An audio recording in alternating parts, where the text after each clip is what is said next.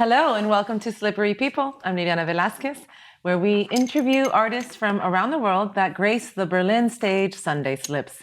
I'm here at Wave Studios collaborating with this interview series, and my wonderful artist today is witchy wild woman, Sandra Sarala.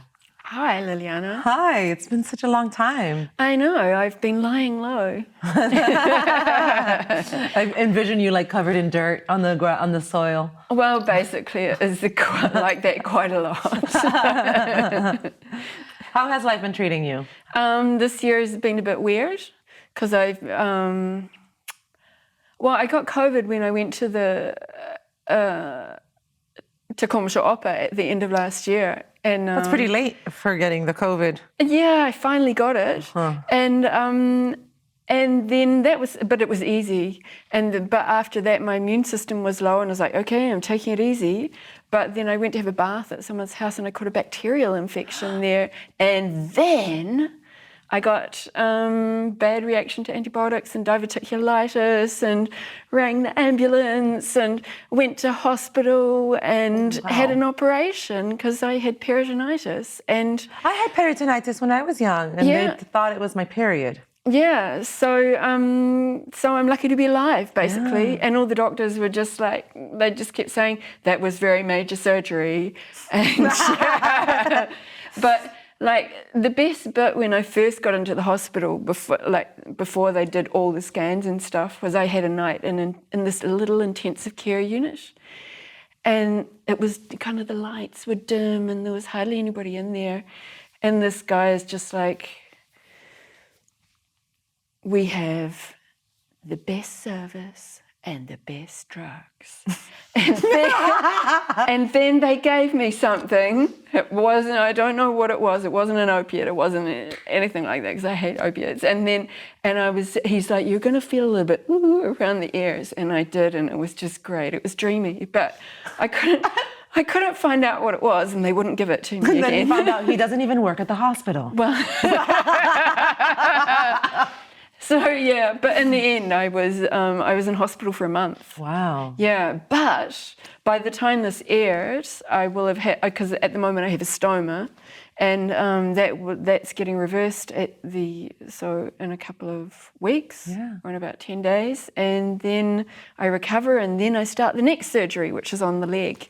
Because I have an old sport injury. So this year is all about hospital and self-care, extreme version. And being cared by medical professionals. Yeah. All right, well, we're very grateful that you're here and that you're able to join us.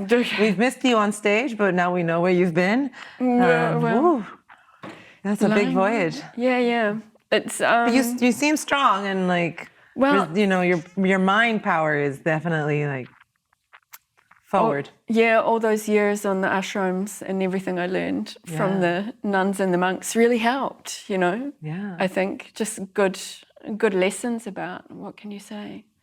Like I knocked something over one day in the kitchen at one place and I was like, oh, that was stupid. And this monk was sitting there, he's like, that wasn't stupid, it was just an accident. And I was like, ding. Yeah. And, you know, like, where did I get that kind of bad messaging from? So anyway. Who knows? So that was it. It changed from that time. We, and by we I mean the people that have been part of Sunday Slips, Winton and I, remember your powerful presence on stage so much and what you brought through.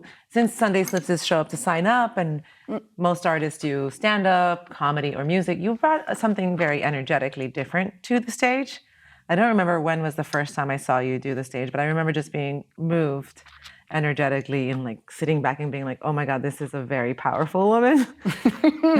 I wonder if, it might have been... It was when you were singing and beating using the your chest as a... this boxiness that you use, or breath. There's one that I do where I actually do beat my chest when I'm doing the song. Yeah. But also I have a long history with singing East European archaic folklore music. Mm-hmm. So all those songs, when you're singing them, the idea is that you're joining the earth and the sky through your body. So I love that. Yeah. So Yeah. I always like to say that I want to be a balance between the earth and the sky. So I like to be very grounded, but I also like to be able to fly. yeah, the voice is a good way to do that. I always think. What is your first memory of Sunday Slips? Well, I can't really remember. Because I think, when did it start? It was 2015? 2014. 2014. At the very end of 2014 is when we started. Okay. In December. So because I look back on the social media and I could find that I'd definitely been there and writing messages in 2015. Yeah. And actually I was just freshly ill then. I had a virus. I know. I love the way that is sent. That I was freshly ill. Freshly ill. It was very tedious. I caught a virus on a train when I was in Italy, and it lasted 6 months. And then then finally it went away, and I was like, yeah. And then a few days later, I woke up one morning and I was like, my battery is flat. I was like, and I knew what it was. It was chronic fatigue syndrome. So yeah, so there's a lot of like brain wipe, and I wasn't insured. And Are you now? Yeah, I'm finally insured. Yay. Yeah, so thank Big goodness. step. Woo, woo. Otherwise, I'd have a huge medical bill at the moment. Oh my. But yeah. But so there's some bits are a bit hazy, but I'm just trying to remember what I saw. I just remember going in this nice dark room, because then it was at a different place, and had my drink from the bar, and just a really great night of entertainment. Yeah. And it was really mixed. It was a nice mix-up. And I met some really nice and really talented people. Yeah, we've made a big community. There's been like little pockets that have grown together and just like become friends for life or transition into other growth dynamics. It's really interesting continuing to know these people and seeing which direction they go in with their work as well. This is true. Yeah. I enjoy also when they like circle back, and like they've established something very big, and then they circle back like, oh, yeah, this is where I got my start, or this is what when I was just beginning to practice this. Now I've done a tour. It all began at Sunday Slips. Well, I had finally had a residency last year, which was really nice. Where was that? So that was in a village called Topolo. It's in northeast Italy on the border with Slovenia. And you go up a long valley and kind of go up a wriggly road into the hills. And you're basically surrounded by hills there. And very small village, no roads in the village. It's all, you're on these cobbled paths and very steep. And it's beautiful. And this festival is called Stazione di Topolo, the stations of Topolo, like or Postaja Topolove in Slovenian. And it had been running for 29 years. Wow. And I have spent a lot of time in this region of Italy because I have a lot of friends there. I was going to ask, this is like the fourth time you mentioned Italy. You got a connection to Italy. I've got friends all over the country. It's very convenient. And but in this region, like I'd go down there and people would be talking, oh yes, I'm going to Topolo this year, or this person performed there, and blah, blah, blah. So it was always this kind of famous thing. And I was like, one year I've got to go to this festival. And then I was invited to perform. And what was amazing for me, part of it was that at the very first festival, there were two people from Aotearoa New Zealand there. Oh. They were not performing at the first festival. That's very far distance. Yeah, it's a really like a beautiful arc. They were I think they were both working in that region then. Mm-hmm. And Julian Dashper and Barbara Strathty. And the next year at the second festival, they had worked there. And so they reside there or no, nearby? Julian Dashper is now dead. They were Barbara Strathty's living in New Zealand. Okay. And actually when Julian presented his piece there, it was actually a telephone call. It was a telephone call from the future. Oh. So he would ring from Aotearoa, and there was I guess. Oh, because of the time distance. So it was like, it's not it was literal. He's ringing from 12 hours in the future. What was your performance in the residency about? Well, yeah, that's a good question. So what I did, I drew on some of my own work, and I also drew a little bit on other artists. So before I went, I made some clay pots, which are replicas of pots from the Neolithic that were found nearby in that region. In 2019, I did a performance in a cave, which recreated the Neolithic And that is how area. the pandemic began. Yeah. Found this old virus in a pot. No, so I had this history of making these pots for this piece, and so I thought, okay, I make some more pots, and this time I put lids on them, so that you have this old pot from 4,500 years ago, or a replica of it, but then for Julian's piece it was a telephone, for Barbara's it was a World War I camouflage soldier's helmet, because she looked back at the history of New Zealand soldiers, or the Māori battalion soldiers were there in World War I. And there's another sound artist who she records birds and mixes this into her work. And so I made a pot and a lid, a beautiful bird with a gramophone mouth. And and so I had these at the beginning. I was saying, so this is like the deep history of Aotearoa New Zealand's place in the festival. And I said, and this presents my work, and it was a pot that just had no markings on it, and it was the unwritten future. Okay. Yeah. So and then I looked at climate change, so I wanted to draw in my whole permaculture background, and permaculture is not just working with the earth, but also working with culture, permacultural. Yeah. So it was drawing on a lot of different things, little things about the village, about the environment, which is surrounded by a forest, the foods you can get out of the forest, what's happening with the climate. That week there was a drought had just been declared in Italy. And so that went in. Silvio Berlusconi and Vladimir Putin got in there. And actually I'd made this wee clay head of Putin out of the clay from the river there, and he had a sad accident. And right at the end of the piece, he fell from a height and broke his neck. It's like Humpty Dumpty, but better.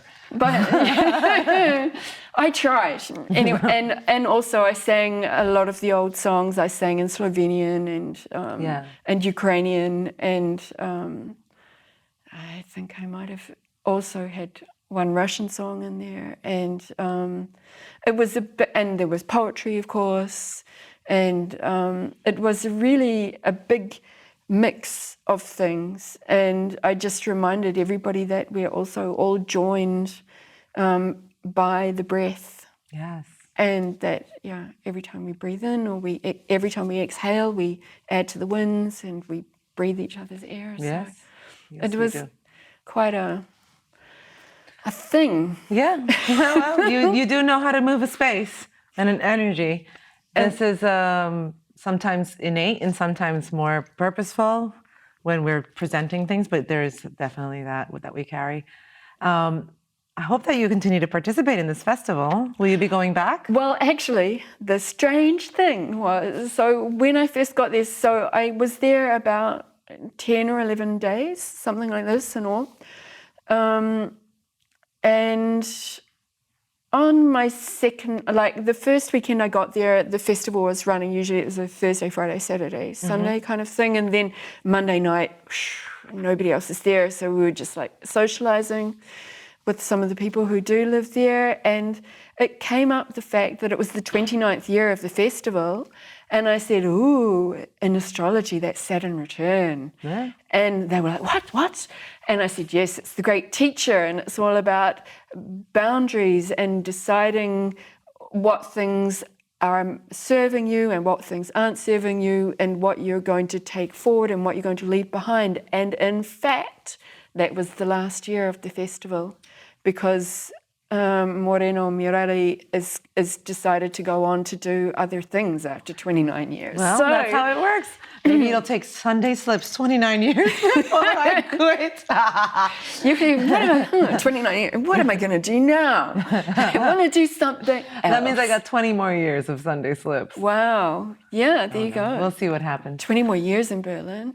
Who knows? Why not? You never know. I've reached 10 just recently. I've been here more than 21. Yeah, see? So we're not going anywhere. I mean, we're going traveling, but we're coming back. It wasn't my plan to stay here this long when I got No, here. mine neither. But yeah, you know. it feels like a plan now. I love it here. I mean, I'm not going anywhere anytime soon, unless somebody buys me a castle. I'm talking to you, world. What would you tell young Sandra Sarala? Like, when you look back at your life, all of the adventures, all of these different changes, you've definitely lived. You've made your path.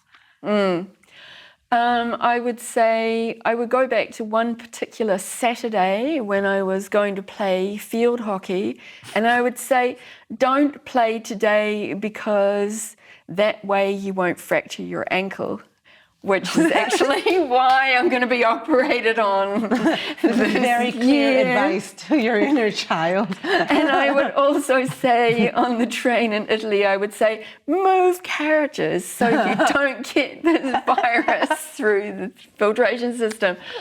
But so, yeah, those are the two pieces of advice, all about physical health, because a body falling apart is really tedious. Yes. And painful. And but other than that, I think it's all right. Yeah. Like, I've always just gone kind of, in a way, instinctually towards what I wanted to do. And I can see that within you just since we've met. You're definitely, that's what I mean, like you've paved your path quite instinctually. Well, and I think a lot of it is also like luck. Like, I agree. Yeah. Cosmos. When I left Aotearoa, it was mid-1997, and 26 years ago? Almost exactly. Yeah, 2023, right? So, and I was going to teach English very badly. In South Korea, I had no idea what I was doing. And when I got there, like this is actually from South Korea. This is a South Korean theater mask. Beautiful. Yeah. So I did like living there, but I was really bad at the job. And then the economy crashed, and the money we were getting just went from kind of okay to not great. To classic teacher rate. Well, it was quite bad. And I arrived on a full moon, and it was 4 lunar months later. It was my birthday, and I announced to everybody, I was like, okay, I'm moving to Russia. And on the full moon in another 4 months. So I got to Friday the 13th of March, and I got on a plane. I went to Moscow because I had a friend there who I'd travelled up through Southeast Asia with when we left the home country. And I got to Moscow, and you know, it was funny. We went from the airport to the other side of town where he was living, and we came out of the metro, and there was no more transport at that time of the night. Suddenly, this giant Range Rover pulled up, and the window goes down. And he's like, in Russian, of course. He's like, would you like a ride? Because he saw I had this big suitcase and other shit like that. And Jeremy's like, this never happens in Moscow. And I was like, it happens to me. Yeah, it does. And so, he was the driver for quite a famous TV star or something, and he took us to the apartment. It was really lucky. But once I started looking around Moscow, I saw the same 50% sale signs in the windows as I'd seen in South Korea, and it was similar. The ruble was pegged to the US dollar at an artificial rate, and I said, their economy is going to crash. I'm out of here. Sure enough, well, when it did crash, I already was anticipating it, and pretty quickly, like all my work as a journalist and an editor and a photographic assistant just started to dry up. And I moved to Poland. The economy. When do you get to Berlin? Well, the economy remained stable. There was a lot of to and fro. Eventually, I ended up in the Czech Republic in the winter of 2001, 2002, looking after a farm in central Bohemia with 2 dogs, 2 cats, and 2 computers. That sounds like a dream. It was all right. And I wrote a play while I was there, I was looking after it. It was a spiritual community, so I was looking after it for the nuns who usually lived there. And this was Ananda Marga Ashram, and they were in India. It was nice and warm where they were. We had, on the other hand, the most serious or hard winter in 100 years, something like that. So we're supposedly in spring here. Finally. But it still feels cold to me. Yeah, it is cold. But it was quite beautiful to be there in this really isolated place, and just to wake up in the morning, light the fire. That way I had heating, I had hot water.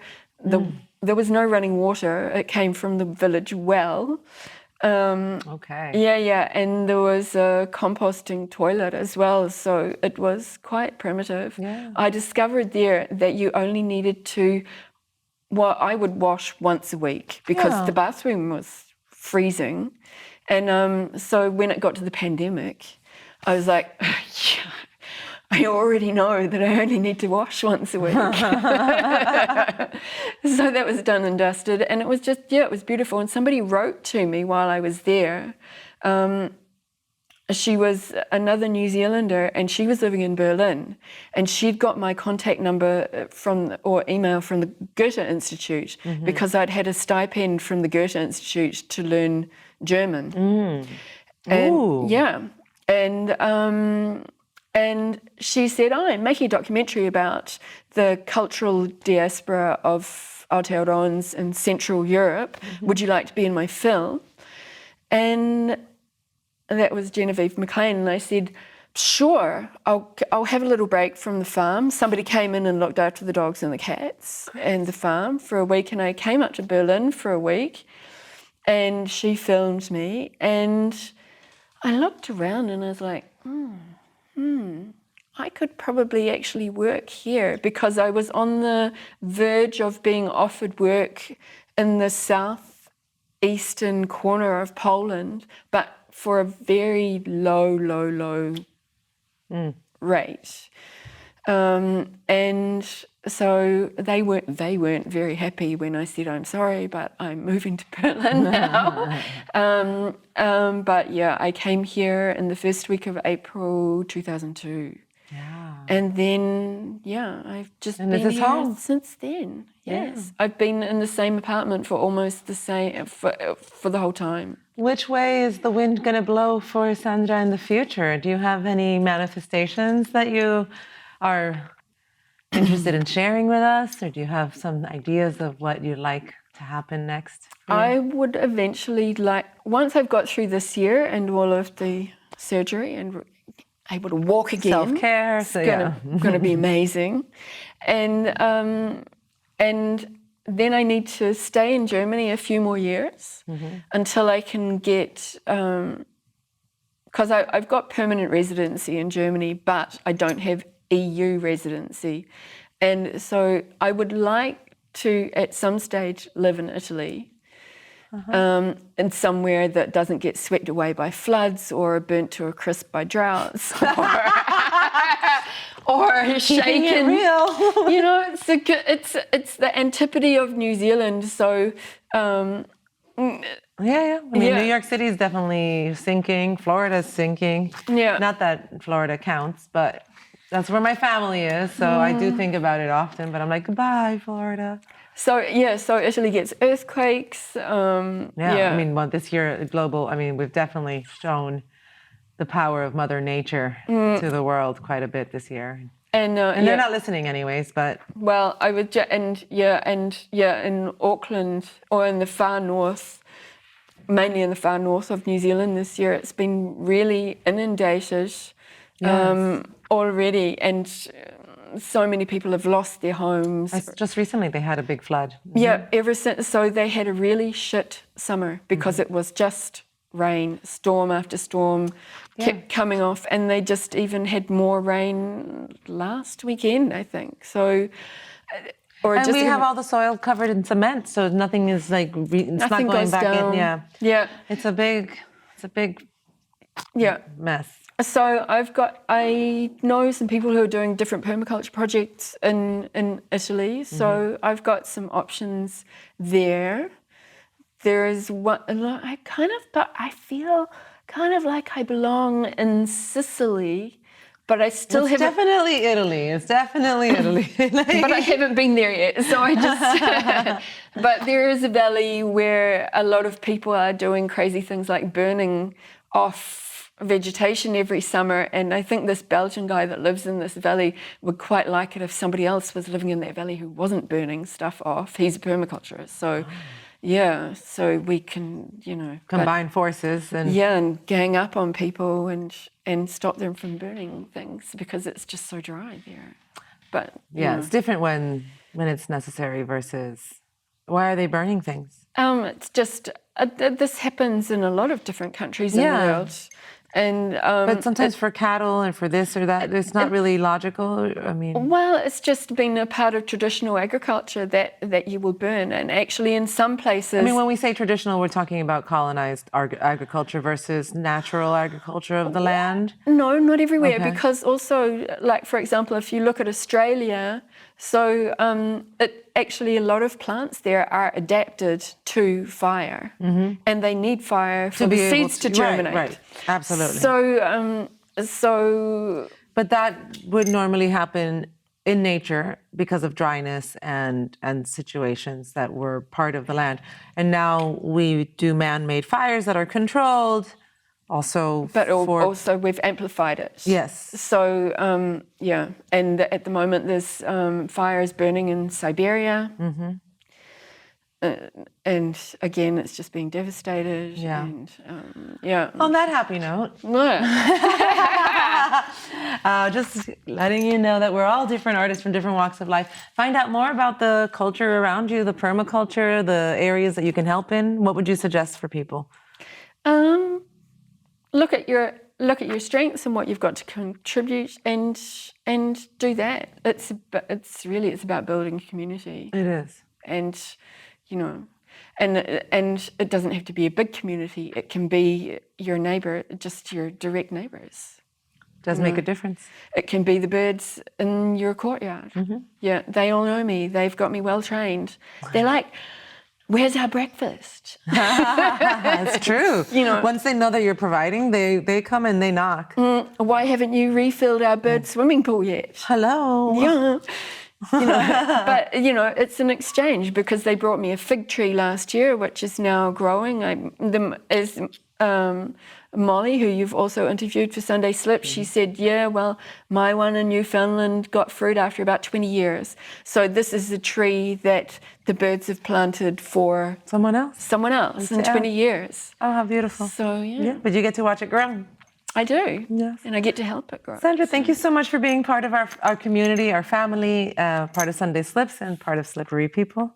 We look forward to having you on stage again soon. It's my pleasure. Yeah, I hope to be back on stage again soon. I have a lovely piece about the job centre. That's such an oxymoron. Which, no, it's very popular when I do it because I embody them. And they're not, that's scary. Actually, there are some very good people at the job centre. It's just the bureaucracy that is I mean, I've heard I'm not allowed to be on it with my visa, so. No, I have to be freelance until maybe residency or something. But right, you don't have permanent residence. Yeah, see, I was lucky. I got lucky with a Beamte years ago. Yeah. Who even proposed to me at my interview. I know. Go, Sandra. Well, he was like, oh, you're a writer, you're an editor, you can do organic agriculture, you can perform, you can teach. He's like, can you cook? I was like, yeah. He's like, will you marry me? I was like, well, and at that stage I was vegetarian. I said, well, you probably eat meat. He's like, yeah. I said, well, at the moment I'm vegetarian. He's like, okay, then no. But yeah. That's a better experience than I've had. I get the visa and they're like, you need a real job.